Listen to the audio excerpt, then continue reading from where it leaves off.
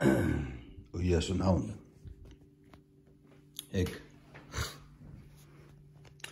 må vise at jeg kan akkurat i kveld. Jeg må vise at jeg kan akkurat i kveld. Her har vi 12 mer. Og vi kunne komme tjøkken til her spekler her av båren. Guds numeriska fingramerke i AV 1611. AV 1611. Det stender hesare. AV stender for Authorized Version. 1611 til Arion kom ut, og hun var kattlet Authorized Version, Arion var kattlet King James Biblian. Det var hun kattlet på en veien, the Authorized. Det var den første at være allmänt og frukt, autorisera og utgiven under kongeligere verjo. Og det hendte i 1611. Tog hun vært kattlet her. Hvis jeg googler her, jeg googler bare. Jeg googler AV 611, og så stender på en av en her point.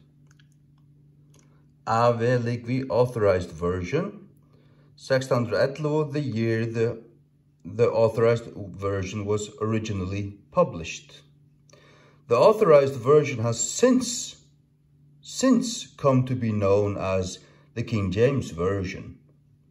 Men AV 611 til det opprunalige navnet. Hikk.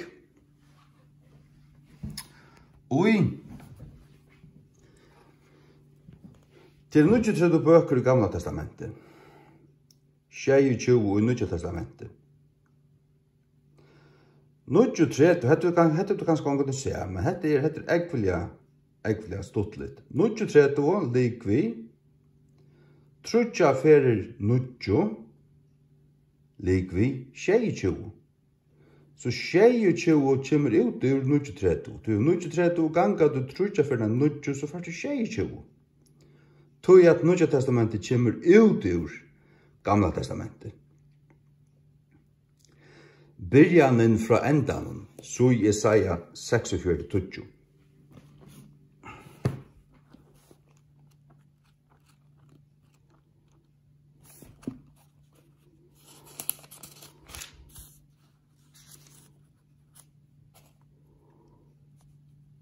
Kunngerande endan fra byrjanen.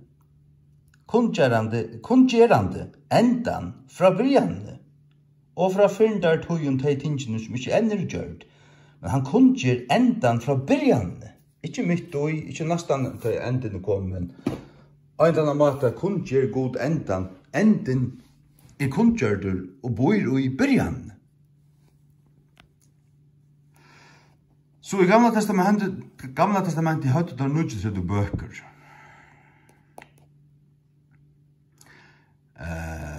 Der apokryfiske bøkene har ikke til. Så det her prekk var at de apokryfiske bøkene til skjei apokryfiske, eller hva det er. Det har ikke på i her. Hette er Guds fingramerke. 93 likvi, trutja for 90, 22. Her har du Gamla Testamentet ut og tog kommer 90, til gonger hånd i hånd. Hånd i handska. Hetta stedfester ratta tal av bøkun i Gamla Testamentet og i Nya Testamentet. At det her er sånn her. Du sier jo er også en nødjo, tror jeg for nødjo, djever sier jo, så først du atter etter, så kommer du også til nødjo tredje, og hikker du på det pandavatan. Hikk. Sier jo, til Nya Testamentet. Hvis du hva 22 er 16 pluss 11, det er det.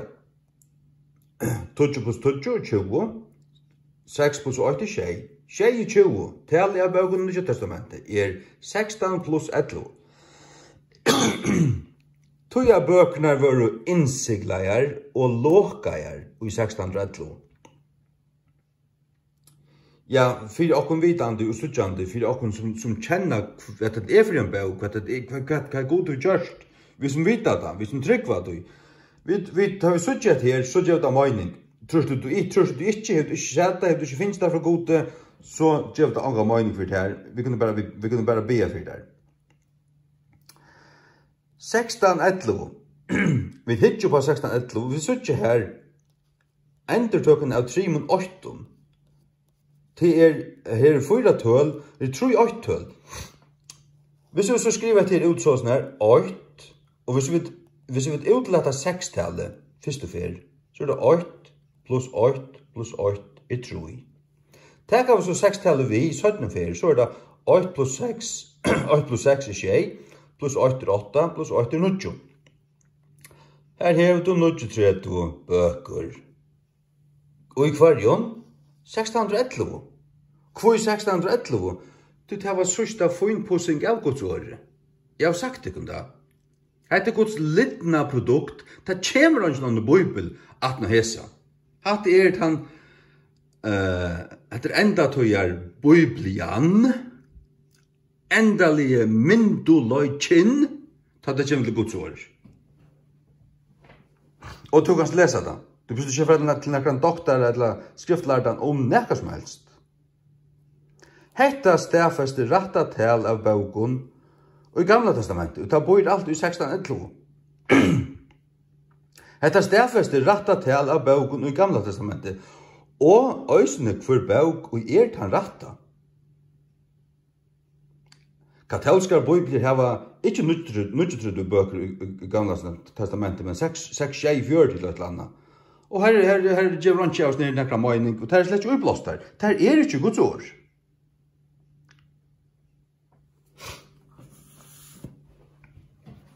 Vi talte av frem.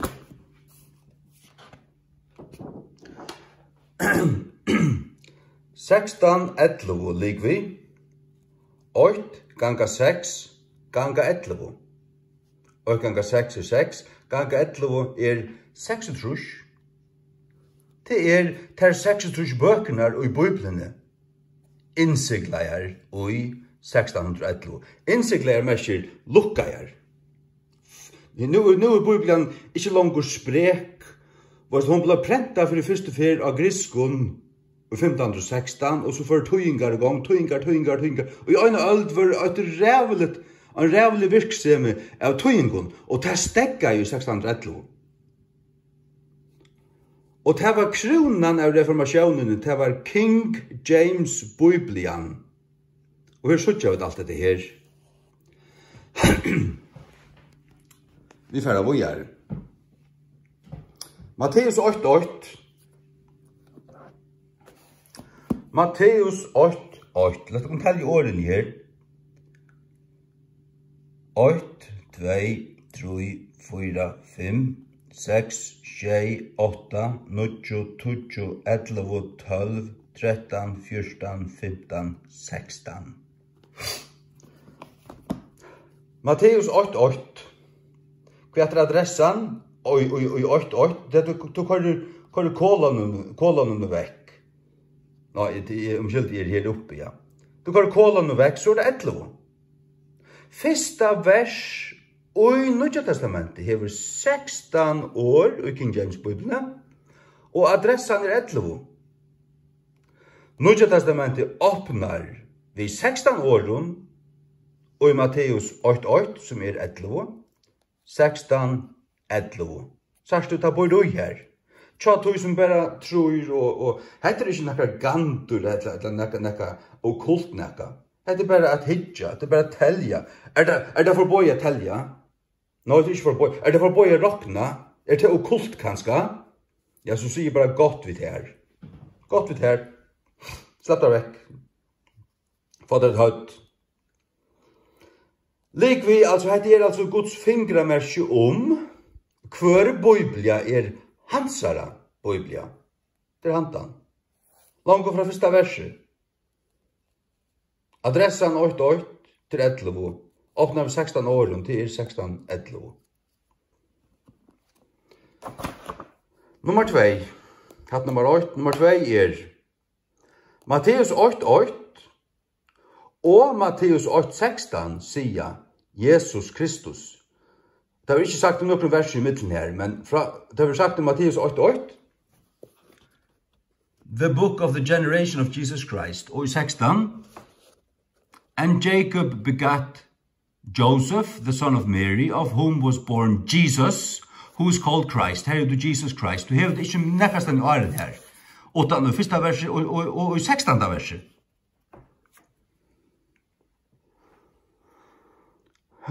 Matteus 8:8 og 8:16 sier Jesus, eller Jesus Christ, og attartalva hans her i middelen. Matteus 8:8 til 16, sier du?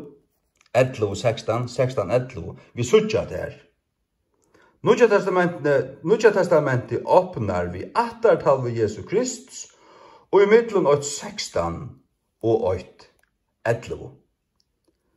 I endurtekje, Nutja testamentet åpnar vi attartalva Jesu Kristus, og i middelen 8:16 og 8:11. Det for okkun som har eio, og profeti av 1611. Ikke Geneva Bible 1595. Eller nekre æra. Eller nekre som kom 18 år. Nå til hendan. Ungen ånder. Det er nekre som god til lagt. Tar vi ikke hokse med det her. God til gjørst det her. Og til morgen. Til så eller nekre morgen. Vers 11 hever 16 år. Vers 11 hever 16 år. Du kommer ned til vers 11. 11, det hever hvordan år er det? 8, 2, 3, 4, 5, 6, 7, 8, 9, 10, 11, 12, 13, 14, 15, 16. Fyrsta kapittel, fyrsta suju, og i Nutja testamentet var Herre Jesus Kristus. Vers 11. Du kommer til vers 11, du teller årene til 16 år. Her er du 16, 11, 11, 16. 16, 11, atter.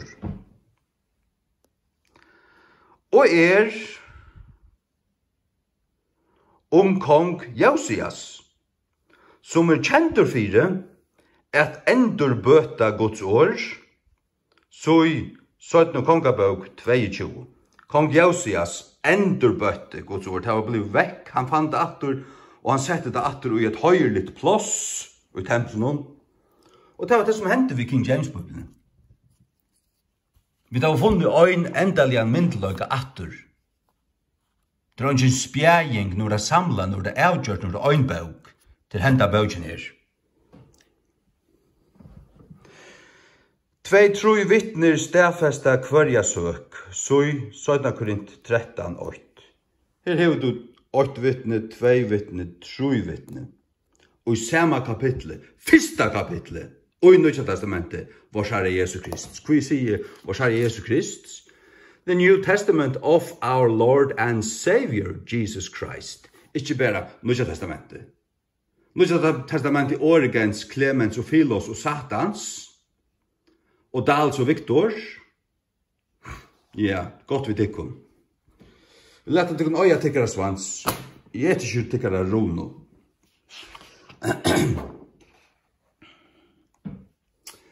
Årene menn av kvarjon åre gods. Mever liv ikke brei i øyna, menn av kvarjon åre gods. At det stender første fer i Deuteronomion, eller Deuteronomium, 8:3. Jesus citerar det at han berist vid djevelen i Lukas 4:4 og Matteus 4:4. Hatta verset endurtidje, tverfer i Nutja testamentet, og her det opprunalige givet. Alexandriskar biblier teka hesi år borstur i Lukas 4:4. Hesi åren her, men av kvarjon åre gods, de mangla i Lukas 4:4, og i Bibelen til Dahl og Bibelen til Victor. Du takkar vi det ikke for fullt. Men vi som har suttjandi eie, vi som elskar Guds ord, vi som bøler i tøy og elskar det og gøyma det, og vil du gjerne døy for det. Vi du suttja til hikk. Vi hikker på tølen i en tøy. Lukas 4:4, Matteus 4:4, Deuteronomion 8:3. 4 + 4 8, + 8 16. 4 plus 4 8, plus 3 11. Tan baugen som omboar het her, og hever kvart år gods, og ta bor ut i. Baugen sjálv sier okkom, og tekkara bøyblier. Hein i alle, og som tekkara bøyblier, sier til, hvis du hadde tøyma hokta på det, at tan bøyblia som tan ratta som hever alt år gods til 1611. Hvor bøyblia til? Jamen til King James. Til the authorized version. Til hånd.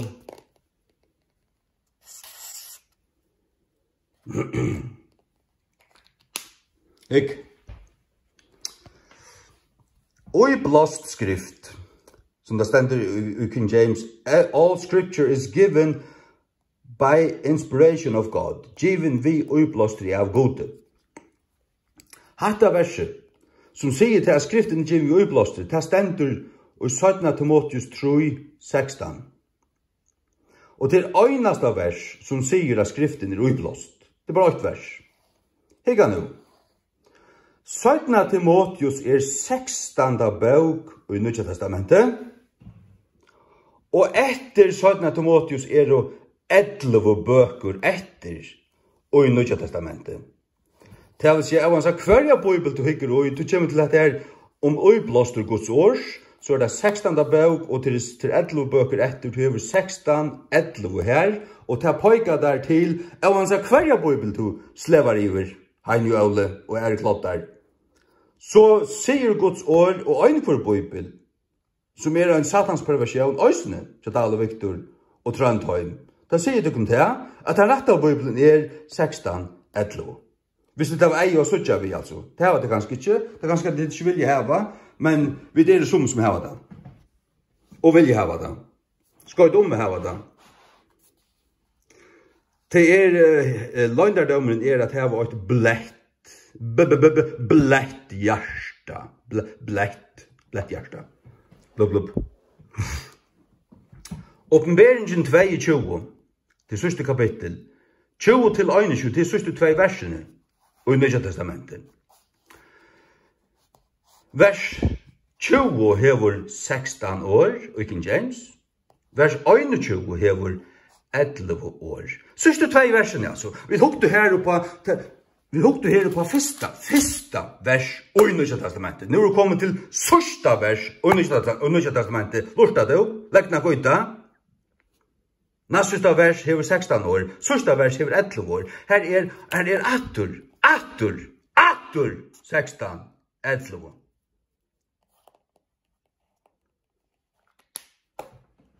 Og så lurte jeg etter ødelig møvelig øren James White.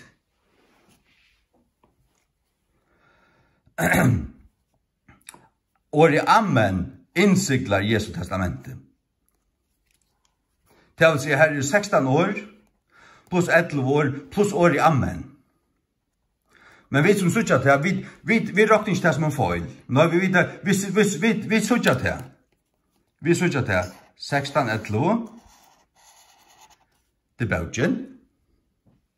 Det er hånd her. 16-11. Plus ammen. Det vil si, heter baugen, og ammen er lukka som en innsiklande bøn. Ammen. Hatt er baugen, takk hana. Og halt henne tatt, lesa henne daglig, elska henne, eta henne, av signa vår. Et henne år, og elska henne. Og så er ammen en innsiklande, et stempel, en innsiklande bøn. Ja.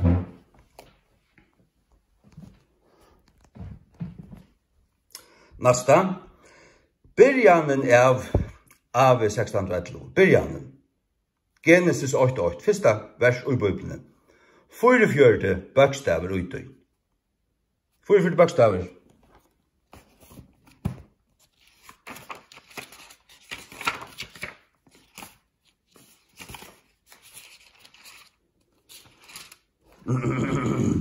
Fyrfyrt bokstaver. Opp, gjør det.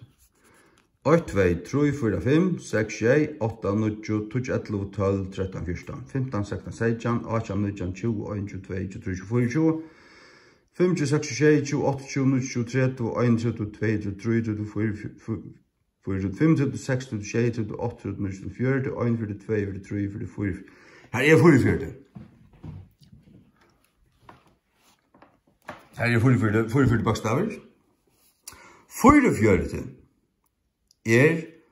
4 og 4. 4 ganga 4. Det gjevur 16. Adressan 8811. Adressan 11. 44 bokstaver. Løys du ta opp, hikker du på det. Utan å bruke gant. Utan å være okkultur. Du hikker bare på det. Hva bor du her? Hva du god krekva her? Og han har krekva til 4 ganger 4 16. Og adressan 11. Atter 16-11. Og første verset, altså. Første verset, og i Bibelen. Vi tar snakk om første verset i Bibelen. Første verset Matteus. Første kapittel Matteus. Sørste 2 verset i Bibelen. Og de 3 versene som ender til hvert år gods. Dette er likla stå i Bibelen. Og vi sørste 16-11 alle stedet. Atter. Næsta. Tale nudjo merker frukt i Bibelen. Til dømes Galaterbrev 5, 22-23, her hever du tar nudjo frukter andans. Og i 4:12, 8-20, hever du tar nudjo gaver andans. Gaver og frukter. Det skal jaunviast. Hever du bæra gaver med unga frukter, så mister du flåi. Hever du bæra frukter av nokta Guds gaver, så hever du unga kraft. Og så videre. Hese tingene skal du helst hava beie og i sin fotlaste fytling. Hygg. 1611. Likvi. 8 pluss 6 pluss 8 pluss 8. Nu plussar vi det saman. 8 pluss 6 6, pluss 8 8, pluss 8 9. King James, hvordan bokstaver det her? 1, 2, 3, 4, 5, 6, 7, 8, 9. 9 bokstaver. 8, 9. 611, 9. Holy Bible, hvordan bokstaver? 8, 2, 3, 4, 5, 6, 7, 8, 9. 9. Frukt er bare avvøkst. Frukt bare høyt. Til å si at 9 er det ultimativa uttrykket for frukt. Og be fruitful stendur 9 ferir i King James Bibelen. 9 ferir.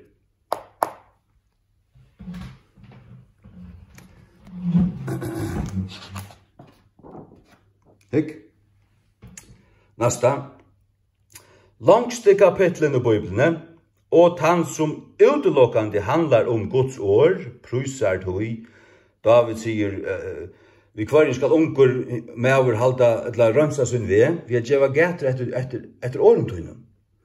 Og han sier, han er i hesten trobeløkene, men er vevnig at et år. Men du har styrkt meg etter åretøynen, åretøynen, alle min jøkken, og jøkken 100 og, ja, altså Salmon til Nudjan, og jøkken 146 vers, det sånn her. Prysar Guds år, prysar god til fire, hans er det år. Ja, hygg. Og 146, til det var samme, hvor stedet for? Men 176 vers, sjalt versene, sjalt talige versen og en høyleier bøk som Bibelen er, hun er Guds bøk. Hun er altså Guds bøk, alt og her er Guds bøk. Alt og her er givet av Gud. 176 er altså 16 ganger 11. Sier til ønske, så har du et dett hjärsta. Og sier der nækka, og du sørste og varsta, men det flyter det slett ikke, så du øyne et dett hjärsta. Det er faktisk sier så du er tvøyfalt dett hjärsta. Så da, fyrsta vers i Bibelen, og sørsta vers i Bibelen, og ta mest avloppna verset i King James Bibelen av Alexandrianaron, som vi råknar dalsfylgjarar, prestapatje, og viktorsfylgjarar, babsapatje. Prestapatje og babsapatje. Genesis 8:8, tala bøkstøvun 44. Sørsta vers i Bibelen, Åpenberingen 22:21, tala bøkstøvun 44. Ta sama tala av bøkstøvun. Hikk du så på sjálvljau, det som A, og I, og Å, og så videre. Sjálvljau. Så sier han sjálvljau, og i første vers i Bibelen, og sier han sjálvljau, og i sørsta vers i King James Bibelen. Hikk du etter tjaljaun, det B, D, K og H og så videre. Så det 22 tjaljau i første vers i Bibelen, og 22 tjaljau i sørsta vers i Bibelen. Sørst du? Hikk du så etter årenom, og i første vers i Bibelen det 20 år i King James Bibelen, og i sørsta vers i King James Bibelen det 12 år. Så færa vi, ta vi hukt på hetta. Nu har jeg ikke kjent etter det mest avloppna. Det som det her var så ilt av å si at det prekva til at bøtjen i pura for kjærten ikke givna god. Dette verset finnes det ikke den eldste blablabla, og det blua pura svækjer og reier i høtten. Vi tar ikke snakka vitt der. Du vil sutja det satan er bare ut av man. Tal av bakstående tøy 8 fors. Og det 44 pluss 44. Tal av sjálvjaun utøy 34. Og 34 16 pluss 16. Undalet, da? Det ikke even naturligt? Jo, det det. Hvis du ikke sørst her, så mangler du ikke hatten. Du mangler ikke hatten. Og hvis det ikke rører ditt hjärsta, hvis det ikke gjør en ild i hjärsta, så du deir. Så du onga sanna ratta godstrygg. Du står en deir. Tali av tjaljaun, og i 1. Johannes 5, 6 4,5, og 4,5 22 pluss 22.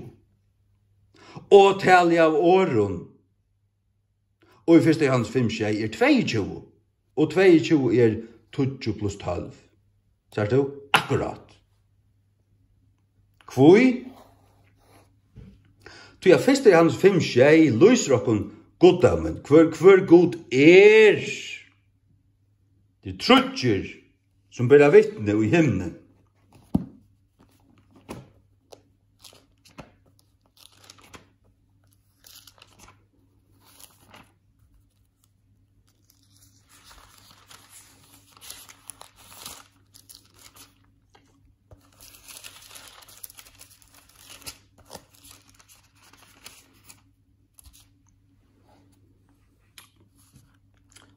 For there are 3 that bear record in heaven, the Father, the Word, and the Holy Ghost. And these 3 are one. 45% av oss nær manglar ut ikra Bibelen. Og det legger det tjui. Det legger i. Og grunden til at Gud viser oss og at han har lagt det her ui her, til for å vise til at han Jesus Kristus, eller Jesus Kristus, som en pastor av trøyøntenen, han god, ikke bare i Nye Testamentet, men også i gamla. Så han bor her, og han bor her, og du måste hava det her vi for å få det her. Godren avgjør god, han har alltid vært til. Færen, sonen, halvtjanden har alltid vært til. Og det øyn, sannur, trøyønter, avgjør god. Det ikke bare noe som vi sier, det noe som så. Tu Jesus Kristus god og i bavon testamentum. Hetta Guds pregg er 1. Johannes 5, 6 høyrer heima og i hansara bøk. Vanlige logikkur sier okkon at bæra god kan gjera sovere. Det bæra god som kan gjera sovere. Ikke mennesker kan gjera det her. Og få det at gjeva mening. Sjálv telja bøkstoven, og telja sjálvjavn, tjalljavn, åren. Det skal være lyka her først og sørst. Men så er det som bryter av, men det er mest avlåpna verset, og som identifiserer høverspersonen og i Gamla testamentet og Nudja. Det er ikke bare hvert som helst vers, det er et likla vers, og det er mest avlåpna verset. Her legger god et her, for okkon som ei mjuk, til å sutja her, og elska Guds år. Vi kunne gledes om et her. Og dette gjør okkon fullkomlige, rattjeligar, vigeligar, eller ikke oi kvartet alta. Veit sannløygan, og tar man veit han, så er man så evig glæver og vel nøgter. Man har ikke bruk for nøkron, man er bare mettur og nøgter.